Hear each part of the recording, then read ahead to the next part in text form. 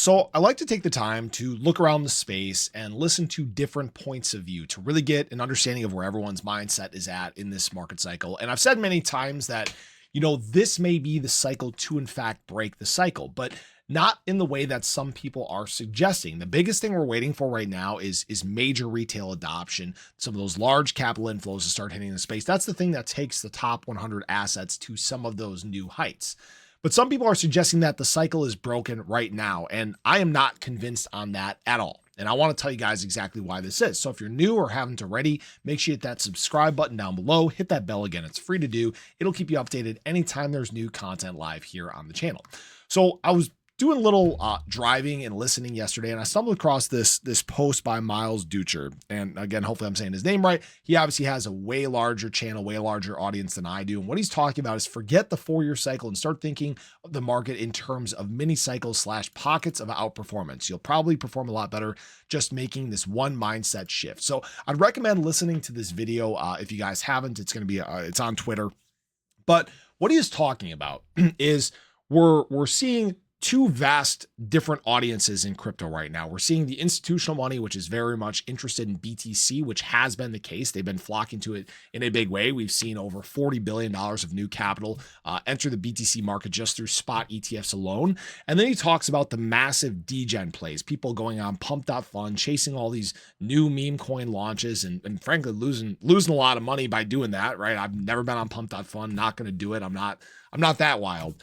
But then he's talking about basically all these blue chip assets getting skipped over right now. Okay. And he's talking about us shifting to where we different have these little pockets of overperformance, basically these sub cycles like I've talked about since early last year. I said there was periods where AI would outperform, periods where, memes would outperform, periods where AI agents would outperform, periods where layer ones would outperform. And we kind of see this essentially matriculation of capital. And this is where I think that he actually got this just a little bit wrong. Now, this isn't me bashing on him or anything like that.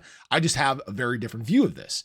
So what we tend to see is when the market is stagnant, when we are not seeing this new major influx of capital, new major influx of users, people get bored and they start moving around. They're trying to see where they can get gains, And this causes these sub cycles in the crypto market. All right. We saw this back in early 2024, where we would see, and again, L1s pump this week. We'd see AI pump this week. We'd see meme coins pump this week, and so on and so forth. And what we've done now is we've kind of gotten back into this point. And he pointed to this exactly. He said, we saw L1s take off. We saw meme coins pump at this point. We saw AI pump at this point, saw AI agents pump at this point. And that's because we're in this stagnant point of the market cycle. He talks about new capital re-entering the space and some new users flowing in. Yes, there are new users flowing into crypto every day, but not in the wave that we're used to seeing, not in the wave that has come yet, right? What we're doing right now is we're stuck basically in this block in terms of the overall market cap of crypto. And this has been going on basically since we breached into it at the latter part of November. So it's the same people in the space that are just rotating right now and creating these little subcycles. But what's interesting, guys, is that when we look back at last market cycle, this is exactly what was taking place at that point. Now it was a lot shorter. We dealt with a lot more negative events in this time than we did at that early part of 2021. We obviously dealt with, a Trump and Melania meme coin here. We dealt with DeepSeek. We dealt with the largest liquidation event in crypto history, so on and so forth, right? So it's extended this by just a little bit here. But this is where we're in right now. We're just stuck in the chop. We're stuck in people chasing these little subcycles. And the thing is, it's a little more exacerbated now because of the quantity of people in crypto. It's going to be a little bit more in your face. You're going to see it more often, right? So the biggest thing I will say is that the numbers right now aren't suggesting a drastic shift in the makeup of the crypto market. What it is that we're just kind of stuck in this slightly longer period than we're used to. And it's larger because there are more, in fact, people here, right? Now, what this means for crypto in general, I believe, is that when this next wave hits, it's going to be bigger. It's going to be more explosive. And yes, we're going to see most everything run together. It's not going to be like everything runs 100% exactly on its head. Some assets are going to outperform better than others because of tokenomics, because of fundamentals, right? That's really the big question until we get to our next point where the market decides to cool down and consolidate, just as we've seen time and time again. Basically, this next big leg is what we're waiting on. but it's going to be even bigger. It's going to be even more extended because again, we're supposed to climb from, 5-6% of the world in crypto now to over 10% by the end of this market cycle. That's 400 million new users that have to get in a very short period of time.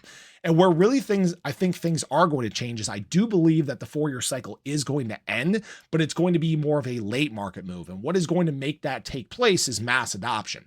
The more people you have coming into the crypto market, the more frequent it becomes. All right. You don't get these big exacerbated or big extended dips like we normally see as we enter the bear market cycle, because the rate of people entering the crypto market, the rate of capital entering the market, the embrace that we're going to see from crypto, it basically outpaces those big extended dips, right? That is where we could see what was a bear market cycle start to turn into a shorter period of time. Now that I do agree with him on, because he did talk about, this possibly being weeks, maybe a couple months instead of a couple years, right? That is where things may change in totality. But that is just my kind of view on this. I don't think the 4-year cycle is broken quite yet. I think it could be broken later this year. But I think the thing that will be very telling is when we do start to see the overall market cap of crypto breakout. When it does break this basically $3.75 trillion range, I believe this is where you're going to see a lot of those blue chip assets, the top 100, the ones that we're patiently waiting on to explode. That is when they're going to start making their big moves. So I just wanted to share that with you guys. I appreciate you as always. Let me know your thoughts below. Do you think the 4-year cycle is broken now? Are you seeing what I'm seeing? Do you think that this is going to turn into a crypto super cycle? So appreciate you guys. Have a great day. Show your love below. Catch you guys in the next one. Take care.